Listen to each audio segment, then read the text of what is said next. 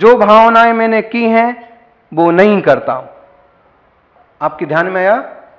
हे भगवान, मैंने आज तक जो जो भोगा उसको त्यागता हूं, जो नहीं भोगा उसको स्वीकारता हूं। आज तक मैंने जो जो जाना उसको दिमाग से निकालता हूं, जो नहीं जाना उस दिशा में कदम बढ़ाता हूं। अब तक जो जो पाया उसको छोड़ता हूं, जो जो नहीं पाया उसको पाने की भावना करता हूं। जैसे गुस्सा ले लो, गुस्सा नया है क्या? नहीं है नया। कैसा है फिर? पुराना है, सड़ा गला है। रोज ही तो करते हैं, बात बात पर करते हैं। तो ये नया है, नहीं है, मैं इसे छोड़ता हूं। फिर नया क्या है मेरे लिए? नया है क्षमा, समता। किसी ने कुछ बोल दिया, कोई बात नहीं। अहंकार पुराना है, बात बात पर अपन अहंकार के हाथी पर चढ़ जाते। अगर इस ढंग से कार्यक्रम नहीं हुआ तो मैं मंडप में पांव भी नहीं धरूंगा। समाज के पंच 100 मूड के हो जाएं तो भी मैं 1 रुपया दान नहीं करूंगा। मेरे को कुछ पूछा ही नहीं है, मेरे को कोई पद दिया नहीं है। ईगो, अहंकार नया है? नहीं है नया, होता ही है बात बात पर, हर रोज क्या, हर घंटे, हर समय। ये भी नया नहीं है। मायाचारी, ये भी नया नहीं है। लोभ, ये भी नया नहीं है। बचपन से बुढ़ापे तक खूब लोभ चलता है। बचपन में था मां की गोद में चढ़ने का लोभ, मैं ही चढ़ूंगा, दूसरा नहीं चढ़ेगा। ईर्ष्या, ये भी, भाई भाई में भी ईर्ष्या हो जाती है, समाज में ईर्ष्या हो जाती है। वो आगे नहीं बढ़ना चाहिए, मैं ही सबसे बड़ा रहना चाहिए। इस तरह से ईर्ष्या भी कोई नई चीज नहीं है। फिर नया है क्या? सच में अपना ज्ञायक स्वभाव, जो सबसे पुराना भी है और सबसे नया भी। पुराना इसलिए क्योंकि वह मैं खुद हूं और वह मेरा स्वभाव है, सहजता, शांति, निर्मलता, ज्ञायकता। लेकिन नया क्यों है? क्यों? इसलिए कि वो सब कुछ है, फिर भी मैंने आज तक उसे देखा परखा नहीं है। हीरा, हीरा खान में पड़ा है, नया है कि पुराना? बताओ। पुराना है। कैसे पुराना है? नया नहीं है, हैं? अभी खोद के निकाला है और वो कारीगर कहेगा एकदम नया माल है साहब, बोलो जौहरी, हैं? एकदम नया माल है, नया हीरा है। तो एक तरह से नया भी है, एक तरह से पुराना है। बरसों से वह है इसलिए पुराना है, लेकिन आज तक उसको पहचाना परखा नहीं इसलिए नया है। हम भी अपने चैतन्य ज्ञायक स्वभाव को पहचानें, परखें।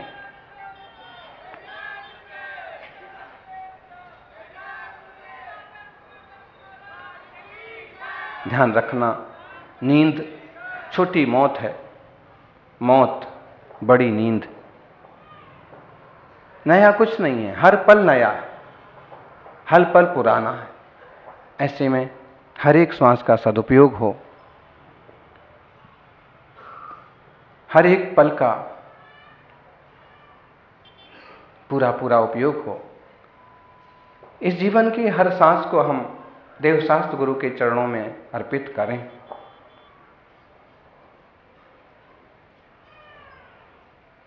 ऐसा ना हो कि किसी तरह की लापरवाही में समय निकल जाए। हमने तो प्रवचन सुन लिया है, हमने तो ये कार्यक्रम कर लिया है, देख लिया है। नहीं, धर्म ध्यान की प्रवृत्तियों में हमेशा से मन लगाइए। नए वर्ष पर नए संकल्प भी जरूर करें। माना कि रात्रि भोजन त्याग है आपका, हो सकता है कि बाजार की वस्तु का त्याग हो, और कोई छोटा मोटा नियम लें जिससे हम एक संकल्प से बंधें। दूसरा, बाजार की कहिए अथवा डिब्बे में बंद चीजें, कम से कम इनके खाने पीने का त्याग करो। और एक बार ही सही, 1 मिनट को ही सही आत्मचिंतन मनन करें और अपने जीवन को मंगलमय बनाएं। प्रभु जी तुम आनंद सरोवर, रूप तुम्हारा महामनोहर। प्रभु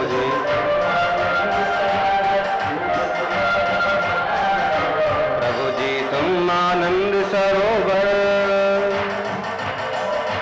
प्रभु जी तुम आनंद सरोवर, रूप तुम्हारा महामनोहर।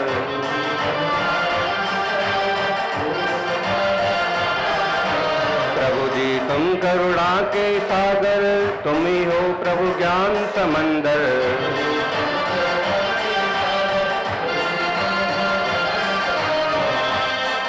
हो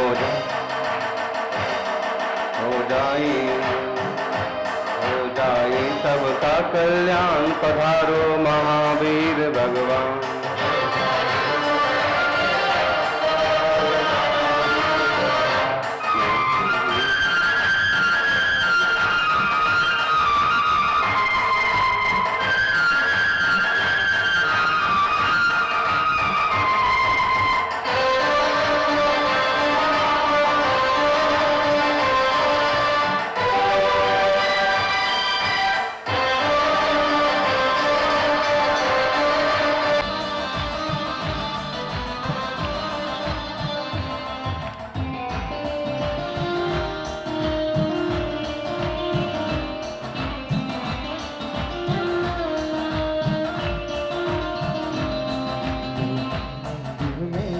पधारो महावीर भगवान, मेरे मन मंदिर में आन। पधारो महावीर भगवान, मेरे मन मंदिर में आन। पधारो महावीर भगवान, मेरे मन मंदिर में आन।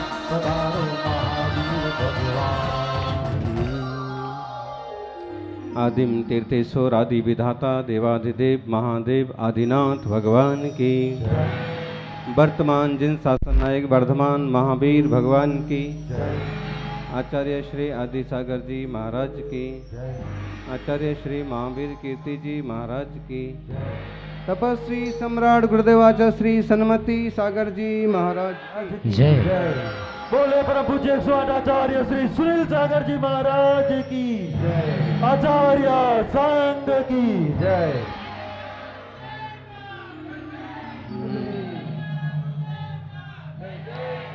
गुजराती में एक कविता बोलूँ छूँ, बता सामलजो। एक बीजाने जोई हसवा पूरતું નથી આ જીવન, જીવન શા માટે છે એવા કહેવા હું માંગુ છું। એકબીજાને જોઈ હસવા પૂરતું નથી આ જીવન, કોઈની હસીનું કારણ બનવું એનો મતલબ છે જીવન। હાથ પકડીને ચાલવા પૂરતું નથી આ જીવન, હાથ પકડીને ચાલવા પૂરતું નથી આ જીવન, પકડેલો હાથ છોડવો નહીં એનો મતલબ છે જીવન। કવિતા મારી નથી પણ મી બોલતો। 7 फेरा ने 7 वचनों, 7 फेरा ने 7 वचनों पूरતું નથી આ જીવન, એકબીજાની રૂહમાં બસવો એનો મતલબ છે જીવન।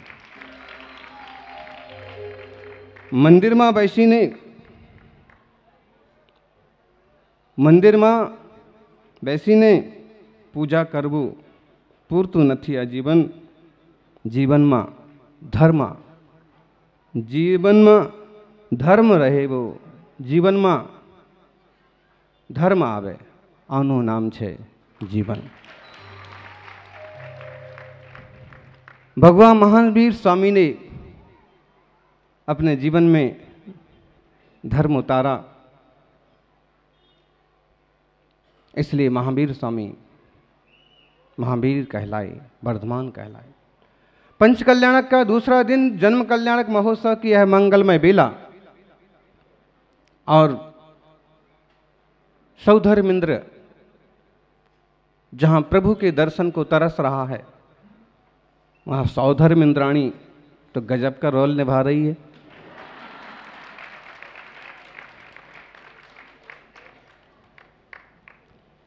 उसने कहा कि इतनी आसानी से हम आपको नहीं दे सकते। 3 लोक के नाथ का सबसे पहला स्पर्श करने का सौभाग्य मिलता है। जन्म देने का सौभाग्य मिला तो वह भी स्त्री पर्याय माता त्रिशला को, और दूसरा स्पर्श करने का सौभाग्य मिला तो वह भी सची इंद्राणी सौधर्म इंद्राणी को। महिला कितनी ऊंची और कितनी महत्वपूर्ण है, मां कितनी महान है, इससे बड़ा और क्या उदाहरण हो सकता। सौधर्म इंद्र कभी किसी के सामने हाथ नहीं जोड़ता, अपनी पत्नी के सामने भी नहीं, सची के सामने भी नहीं, लेकिन जब तीर्थंकर बालक उसके हाथ में होते हैं तब दर्शन के लिए इतना आकुल व्याकुल होता, और सची की महिमा उसे इतनी महत्वपूर्ण मालूम पड़ती है कि उसके सामने भी हाथ जोड़ के बैठ जाता है कि एक बार तो मुझे दर्शन करने के लिए दे। कल्पना कीजिए, वैदिक संस्कृति कहती है कि जब जब इस दुनिया में आतंक अत्याचार छाता है तो भगवान अवतार लेते। यदा यदा हि धर्मस्य ग्लानिर्भवति भारत अभ्युत्थानमधर्माणां तदात्मानं सृजाम्यहम्। लेकिन आचार्य जिनसेन स्वामी इसी बात को थोड़े दूसरे ढंग से कहते। जब इस देश में, इस दुनिया में पापों का आतंक छाता है, मुच्छ्रयन्ते जिनोत्तमा, जब जिनेन्द्र भगवान तीर्थंकर जन्म लेते।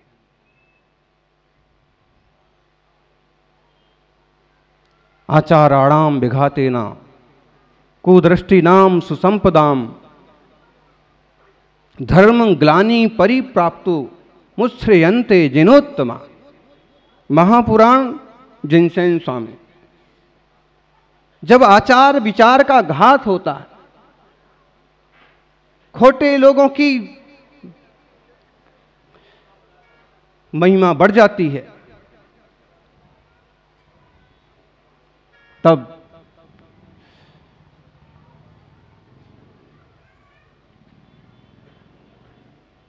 धर्म ग्लानि को, हीनता को प्राप्त होता है, तब तीर्थंकर बालक का, तीर्थंकर प्रभु का जन्म होता है।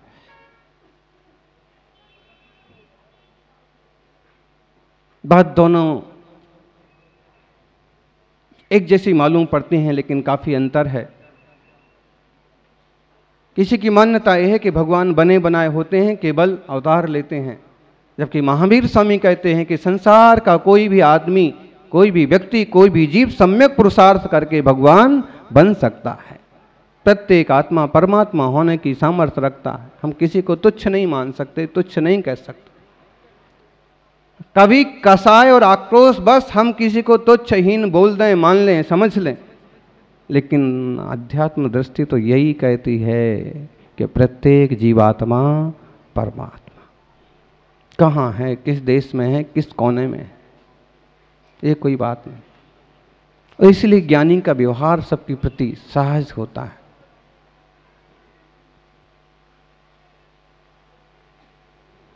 माताओं, अपनी महिमा पर बट्टा मत लगाओ। कुछ भी पहन लेना, कुछ भी ओढ़ लेना,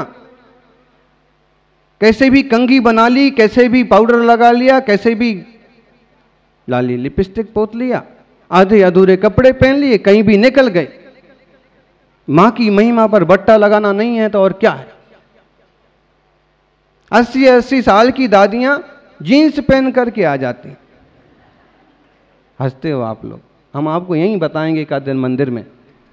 हाँ, और जब बहुत मोटी मोटी माताएं और वो पहनती ना सलवार सूट एकदम कसा हुआ नीला पीला, तो फिर हमको नंदीश्वर पूजा की एक लाइन याद आती है, डोल सम गोलू परतले सुंदरम। अब शरीर बिगड़ गया तो कम से कम पहनावा तो ऐसा रखो जो संस्कृत और देसी हो। शरीर तो बिगड़ना है, सबका बिगड़ता है।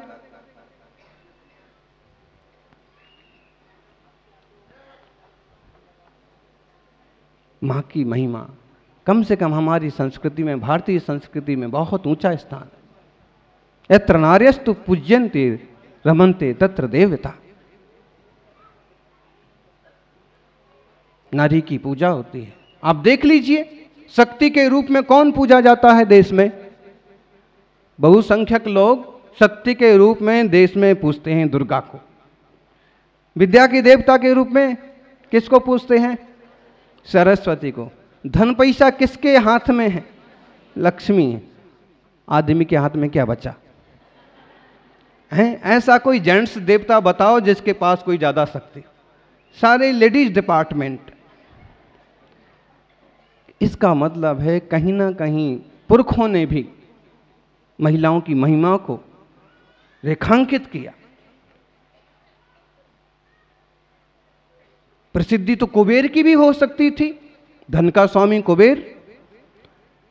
प्रसिद्धि तो विष्णु की भी हो सकती थी, चक्र का स्वामी विष्णु।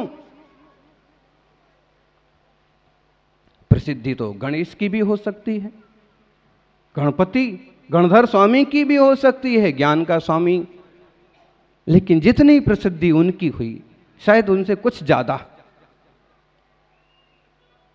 मातृ रूप में इन देवताओं की हो गई।